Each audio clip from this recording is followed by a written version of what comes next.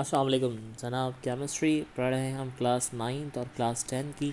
और आज के इस टॉपिक में मैं डिस्कस करूँगा कि how do we calculate the number of electrons, protons and neutrons in any atom और आयन। सबसे पहले तो ये चीज़ समझनी है कि एटम और आयन इसमें क्या फ़र्क है।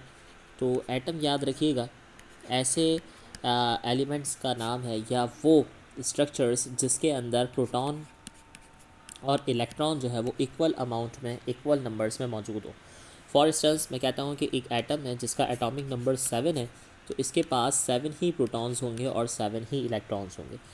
इसी तरह से एक एटम है जिसके पास प्रोटॉन्स की जो क्वांटिटी है दैट इज़ 10, तो इसके पास 10 प्रोटॉन है, तो इसके पास इलेक्ट्रॉन्स भी 10 होंगे। लेकिन अगर मैं बात करता हूँ आयंस की, तो याद रखिए आयंस जो है वो दो तरह के होते हैं, या तो एटम के ऊपर पॉजिटिव चार्ज होता है या नेगेटिव चार्ज होता है। इससे क्या मुराद है? इससे मुराद ये है कि मैं इसी एटम को कंसीडर करता हूँ जिसका एटॉमिक नंबर जो है वो 7 है। सपोज़ करते हैं इसका एटॉमिक नंबर 7 है, तो इसके पास प्रोटॉन्स की तादाद तो 7 है, लेकिन इस एटम ने 3 इलेक्ट्रॉन्स जो है वो गेन कर लिए। अब 3 इलेक्ट्रॉन्स गेन कर लिए तो इसके पास इलेक्ट्रॉन की तादाद जो है वो 10 हो गई। सो अब इस एटम पे जो साइन होगा, let suppose the name of element is x, इसका सिंबल जो है वो एक्स है। तो अब इसने 3 इलेक्ट्रॉन ली है, तो इसके ऊपर साइन जो है वो -3 होगा। इसी तरह से मैं सपोज़ करता हूँ कि इस एटम, इसके पास सपोज़ करते हैं एटम का एटॉमिक नंबर जो है वो 11 है, तो इसके पास प्रोटॉन की जो तादाद है वो 11 है। मैं सपोज़ करता हूँ कि इसने एक इलेक्ट्रॉन जो है वो लूज़ कर दिया है, तो अब इसके पास इलेक्ट्रॉन की तादाद जो है वो 10 हो गई। अब चूँकि इसने इलेक्ट्रॉन जो है वो लूज़ किया है, तो इस एटम का ऊपर, इस एटम के ऊपर जो साइन आएगा वो आएगा प्लस। अब ये साइन प्लस क्यों आ रहा है? Because it has greater number of proton as compare to the electron. यहाँ पर अगर हम देखें तो इलेक्ट्रॉन जो है वो कम है, प्रोटॉन जो है वो कम है, इलेक्ट्रॉन ज़्यादा है। इस वजह से एटम के ऊपर अब सिंबल में हमने माइनस लिखा है, क्योंकि इसके पास इलेक्ट्रॉन की तादाद ज़्यादा है। जबकि दूसरे एटम को अगर हम फोकस करें तो इसके पास प्रोटॉन की तादाद ज़्यादा हो गई है, इलेक्ट्रॉन कम है, लिहाजा हम इसमें प्लस साइन लगा। अब ये भी देखना होता है कि प्लस जो है वो कितना ज़्यादा है या माइनस जो है कितना ज़्यादा। अगर इस एटम को फोकस करते हो तो देखो यहाँ पे 3 इलेक्ट्रॉन्स जो है वो ज़्यादा है, इसलिए -3 आया है। इसी तरह इस एटम पे एक प्रोटॉन ज़्यादा है, इस वजह से हमने +1 लगाया। लेट सपोज इसके पास प्रोटॉन की तादाद जो है वो 12 है और इसके पास इलेक्ट्रॉन 10 हैं, तो अब इसके पास चूँकि 2 प्रोटॉन ज़्यादा है, तो हम इस एटम के ऊपर +2 या इसे दूसरी स्टेट में हम x और 2 प्लस के साइन के साथ लिखेंगे। So this is the basic difference between atom और आयंस। अब स्टार्ट करते हैं हम अपने न्यूमेरिकल को। और जो पहला क्वेश्चन मैं इस वक्त सॉल्व कर रहा हूँ, that is in the year 2017। तो ये 2017 का सवाल है। इसमें पूछा गया है कि हाउ मैनी प्रोटॉन्स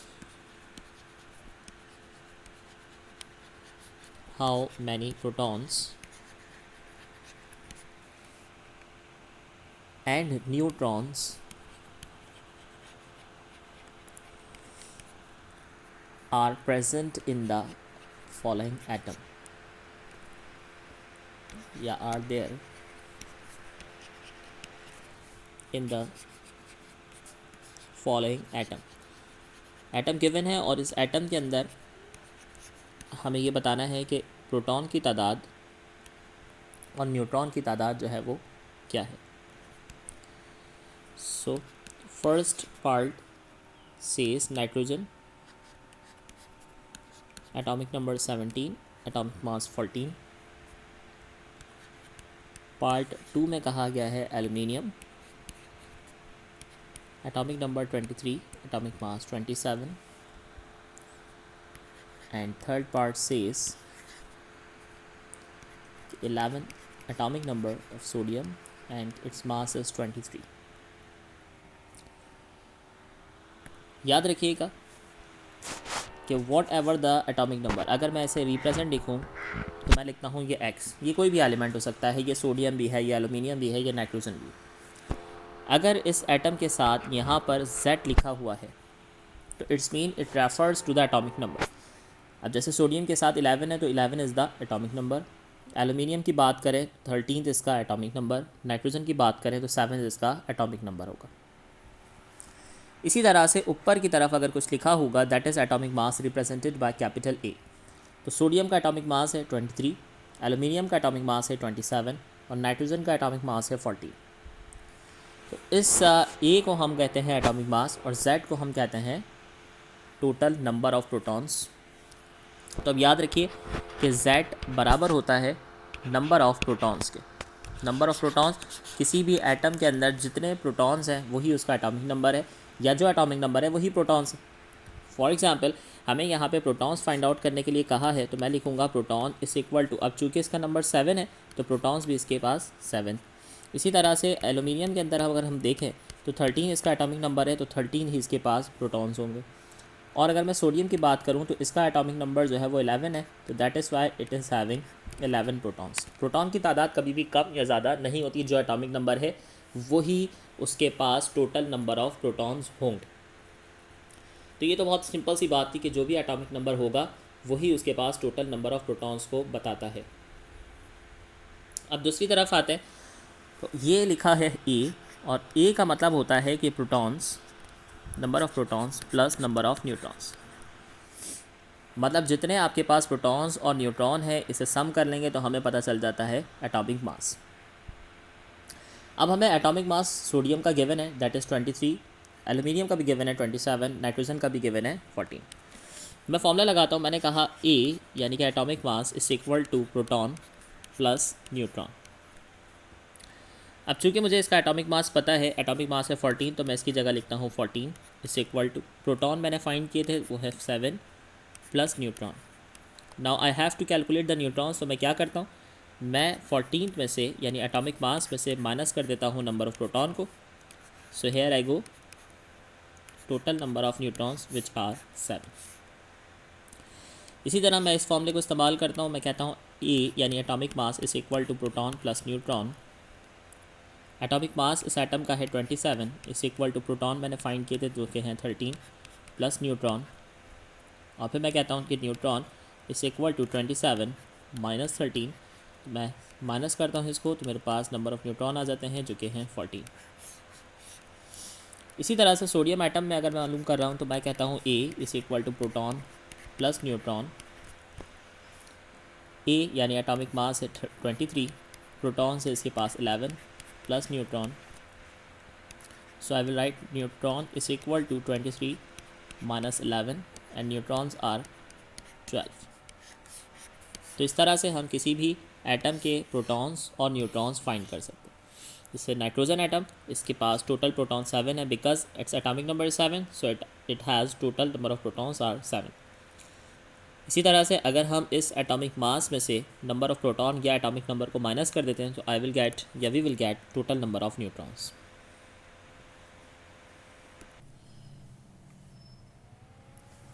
अच्छा, इसी तरह से मैं नेक्स्ट क्वेश्चन की तरफ जाता हूँ। अब जो ये क्वेश्चन है ये है 2015 में, और इस क्वेश्चन में आपसे कहा जा रहा है कि find out the number of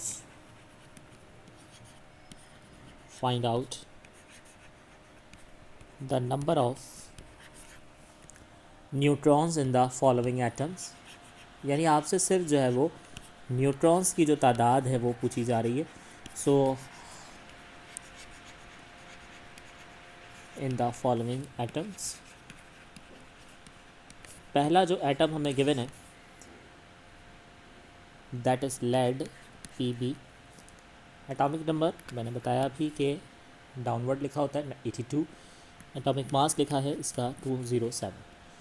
और दूसरा जो एटम हमें गिवन है दैट इज़ यूरेनियम, 92 इसका एटॉमिक नंबर और 234 इसका एटॉमिक मास जो है वो हमें बताया है। अब इसे सॉल्व किस तरह से करेंगे, हमें मालूम है कि इसका जो एटॉमिक मास है दैट इज़ 207 और इसका जो एटॉमिक नंबर यानी कि नंबर ऑफ़ प्रोटॉन्स है तो मैं लिखता हूँ Z is equal to protons is equal to 82। Formula हमने पढ़ा था कि A is equal to proton plus neutron होता है। तो एटॉमिक मास हमें मालूम है 207 इस इक्वल टू प्रोटॉन टोटल 82 मौजूद है और न्यूट्रॉन हम यहाँ से फाइंड करें so I will write neutron is equal to 207 minus 82। तो जब मैं 207 को माइनस करता हूँ 82 से अपने सिंपल कैलकुलेटर में, 207 minus 82, so I get the answer 125.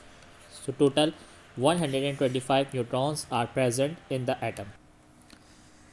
अब आते हैं यूरेनियम की तरफ। तो यूरेनियम का जो एटॉमिक मास है, दैट एटॉमिक मास इज़ 234, और इसके पास जो प्रोटॉन्स की क्वांटिटी है total, that is 92।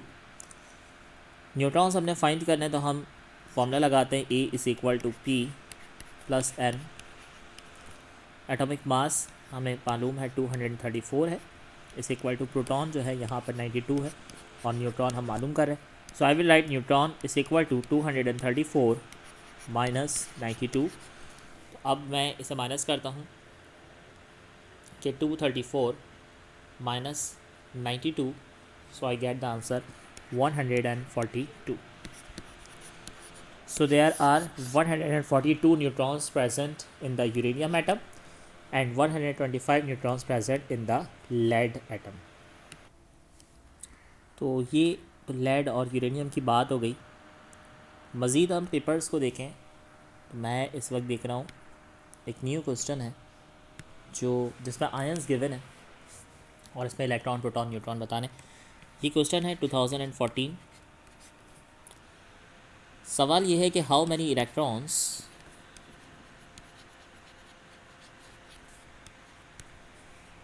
Protons and neutrons are present in the following item. तो मैं कंप्लीट क्वेश्चन नहीं लिख रहा कि how many electrons protons and neutrons are there in the following ions. So the first part is oxygen, और यहाँ लिखा हुआ है -2। Second one is the magnesium जिस पे +2 लिखा है, और थर्ड केस में आपसे कहा गया है क्लोरीन -1। इसका सिंपलेस्ट तरीका क्या है सॉल्व करने का, आपको मालूम होना चाहिए कि ऑक्सीजन का एटॉमिक नंबर 8 होता है और एटॉमिक मास जो है वो 16। इसी तरह से मैग्नीशियम का एटॉमिक नंबर आपको मालूम होना चाहिए, that is 12 and atomic mass is 24, और क्लोरीन का एटॉमिक नंबर होता है 17 और इसका जो मास है दैट इज़ 35। अभी तक हम बात कर रहे हैं एटॉमिक नंबर की। तो एटॉमिक नंबर मैंने आपको बताया कि एटॉमिक नंबर रिप्रेजेंट्स करता है प्रोटॉन को। तो मुझे सिंपल सा बताया कि इसके पास प्रोटॉन जो है वो 8 है।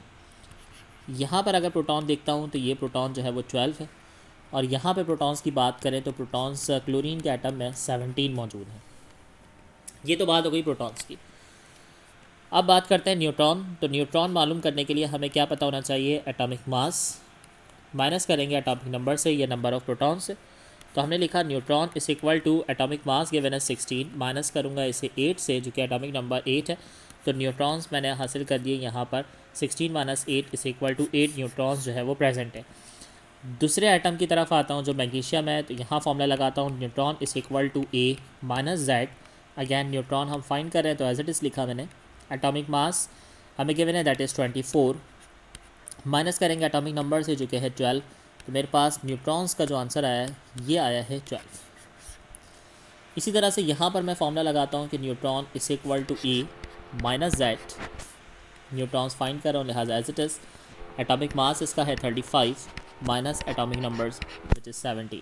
तो माइनस करूँगा मेरे पास न्यूट्रॉन्स आ जाएंगे टोटल 18। अब हमने दो पार्ट्स तो यहाँ पे सॉल्व कर लिए। हमसे कहा गया था प्रोटॉन और न्यूट्रॉन निकालना है, तो हमने प्रोटॉन कैलकुलेट कर लिया, न्यूट्रॉन कैलकुलेट कर लिया। प्रोटॉन और न्यूट्रॉन हम यहाँ पे भी कैलकुलेट कर चुके। प्रोटॉन और न्यूट्रॉन हमने ऑक्सीजन एटम के भी फाइंड आउट कर लिया। अब मज़ीद पार्ट जो है वो ये है कि इलेक्ट्रॉन्स भी हमें बताने। तो याद रखिएगा एटम हमेशा इलेक्ट्रॉन डोनेट करता है या एक्सेप्ट करता है। अब अगर मैं इसे इस आयन की स्ट्रक्चर में दिखाऊँ तो आपको कहा गया है कि ऑक्सीजन जो है वो -2 है। इसका मतलब ये हुआ कि इसने इलेक्ट्रॉन्स जो है, याद रखें कि एटम की जब भी बात होती है तो प्रोटॉन्स और इलेक्ट्रॉन्स बराबर होते हैं, लेकिन जब कभी भी एटम इलेक्ट्रॉन्स को गेन कर लेता है, स्टार्ट में हमने बात की थी तो उस पर साइन होता है माइनस का। तो इसके पास इलेक्ट्रॉन होने कितने चाहिए थे प्रोटॉन के अकॉर्डिंग, मैं यहाँ पर हाईलाइट कर देता हूँ कि प्रोटॉन के अकॉर्डिंग इसके पास 8 इलेक्ट्रॉन्स होने चाहिए। मैग्नीशियम के पास टोटल इलेक्ट्रॉन की क्वांटिटी 12 होनी चाहिए, और क्लोरीन के पास टोटल इलेक्ट्रॉन्स जो है वो 17 होने चाहिए। अब चूंकि इस एटम ने क्या किया है, इसके ऊपर माइनस है, तो इस mean it has accepted the 2 electrons. तो मैं लिखूँगा 8 इलेक्ट्रॉन्स इसके पास मौजूद होने चाहिए थे, इससे 2 इलेक्ट्रॉन्स और गेन कर लिए, जिसकी बिना पर इसके ऊपर -2 है, तो टोटल इलेक्ट्रॉन्स आर 10। इसी तरह से यहाँ पे जब फाइंड करूँगा तो आपको कन्वीनियंट हो जाएगा मज़ीद कि इलेक्ट्रॉन मैग्नीशियम एटम के पास होने चाहिए थे टोटल 12। अब इस पर लिखा हुआ है +2 का मतलब यह है कि इसने 2 इलेक्ट्रॉन लूज़ कर दिए, जिसकी वजह से इसके पास प्रोटॉन की तादाद ज़्यादा हो गई। तो अब कितनी ज़्यादा हो गई, 2 ज़्यादा हो गई, क्योंकि इसने 2 इलेक्ट्रॉन लूज़ किए हैं। तो मैं यहाँ से इलेक्ट्रॉन माइनस करता हूँ। So I get the electrons, total number of electron which are 10 in magnesium ion. और क्लोरीन की बात करते हैं तो क्लोरीन के पास एटॉमिक नंबर के अकॉर्डिंग 17 इलेक्ट्रॉन्स मौजूद होने चाहिए, बट हमें कहा गया है कि इलेक्ट्रॉन पे जो है वो, क्लोरीन पे जो है वो -1 है। It's mean it has accepted a single electron. तो मैं प्लस कर देता हूँ 1, क्योंकि इसने एक इलेक्ट्रॉन गेन किया है। तो इलेक्ट्रॉन्स टोटल यहाँ पर मौजूद हैं 18। अगर आपको ये चीज़ समझने में मुश्किल होती है तो इसका आसान तरीका ये है कि अगर कभी इलेक्ट्रॉन फाइंड करने हो और साइन आपके पास माइनस लिखा हो तो आप हमेशा प्लस करेंगे, और जब कभी प्लस लिखा हो तो आप वहाँ पर माइनस करेंगे। जैसे मैंने क्या, ऑक्सीजन माइनस लिखा था, मैंने यहाँ पर इलेक्ट्रॉन्स प्लस कर दिए। इसी तरह से प्लस लिखा है तो मैंने इलेक्ट्रॉन्स माइनस किए हैं। क्लोरीन पे माइनस लिखा हुआ है तो मैं यहाँ पर इस एटम में प्लस करूँ। यहाँ तक बात करने के बाद हम मज़ीद आगे चलते हैं, और अब जो क्वेश्चंस हैं, ये क्वेश्चन है 2013 में।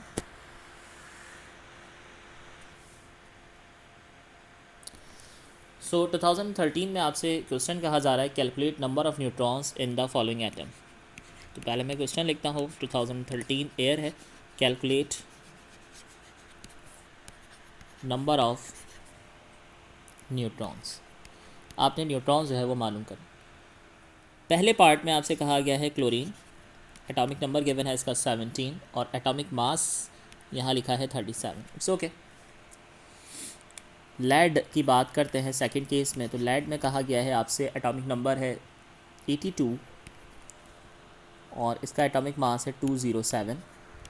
और थर्ड पार्ट में आपसे कहा गया है यूरेनियम, 92 इसका एटॉमिक नंबर है, और 235 इसका एटॉमिक मास है।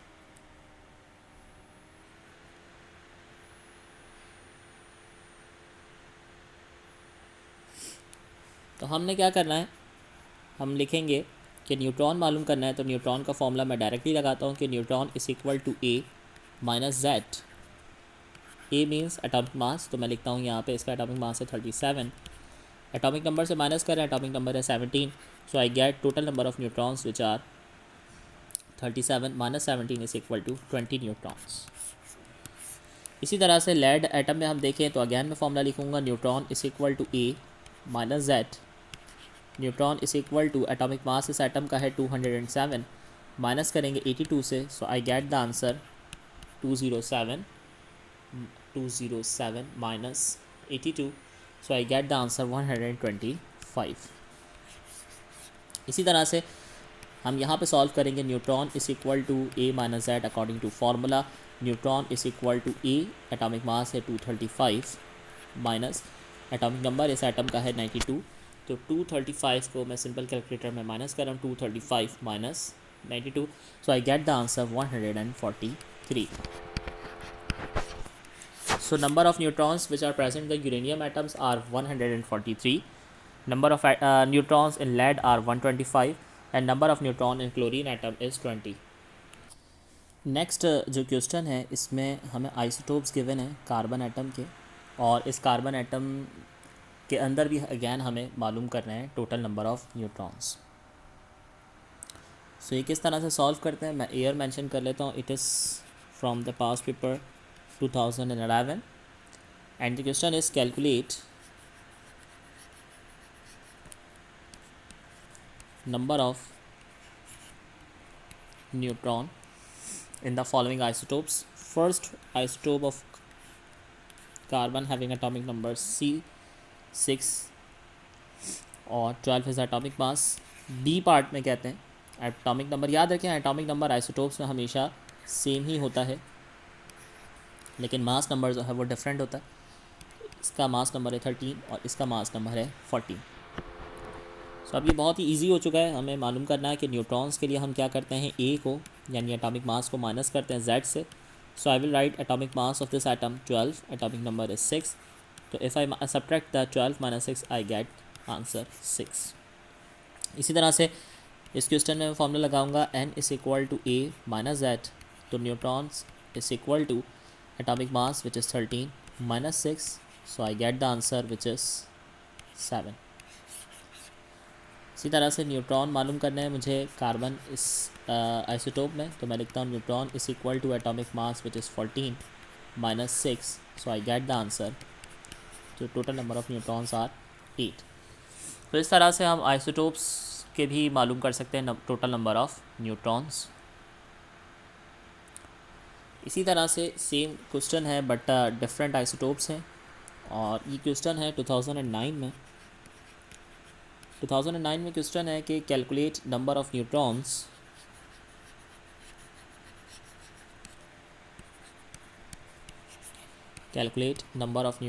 इन द फॉलोइंग आइसोटोप्स। और यहाँ पर हमें ऑक्सीजन के आइसोटोप्स गिवन है। तो ऑक्सीजन का एटॉमिक नंबर 8 होता है, हमें मालूम है। तीनों पार्ट में पहले तो मैंने एटॉमिक नंबर्स लिख दिए। एटॉमिक मास कह रहे हैं यहाँ पे 16 है, इसका एटॉमिक मास 17 और इसका एटॉमिक मास है 18। किस तरह से कैलकुलेट करेंगे, हम लिखेंगे neutron is equal to A minus G. A हमारे पास है 16, माइनस करते हैं 8 से। So I get the total number of neutrons which are 8। इसी तरह से यहाँ पे भी मालूम कर सकते हैं कि neutrons is equal to A minus Z. Neutrons is equal to atomic mass of this atom is 17, minus करूँगा 8। So I get the answer 7 + 9। इसी तरह से यहाँ पे मालूम करते हैं neutron is equal to A minus Z. Neutrons is equal to atomic mass is 18, minus करूँगा 8 से। So I get the answer which is 10। तो पहले आइसोटोप में टोटल 8 न्यूट्रॉन मौजूद हैं, दूसरे आइसोटोप में 9 और तीसरे आइसोटोप में जो है वो 10 न्यूट्रॉन जो है वो ऑक्सीजन के मौजूद होते हैं। सो ये वो तमाम क्वेश्चंस थे जो कि पास्ट पेपर्स में हमसे पूछे गए हैं, जिसमें हमें इलेक्ट्रॉन, प्रोटॉन और न्यूट्रॉन जो है वो फाइंड करना है। तो मैंने इस पूरी वीडियो में पास्ट पेपर्स में जितने भी क्वेश्चंस हैं इलेक्ट्रॉन, प्रोटॉन और न्यूट्रॉन कैलकुलेट किए, वो तमाम सॉल्व किए। उम्मीद करता हूँ कि आपको ये वीडियो पसंद आई होगी, समझ में आया है काम कि किस तरह से किया है। अगर इसके अलावा भी कोई क्यूरीज़ हैं, कोई क्वेश्चन समझ में नहीं आ रहा, तो वो आप कमेंट सेक्शन में मुझे मेंशन करके पूछ सकते हैं। So wish you all the very best of luck.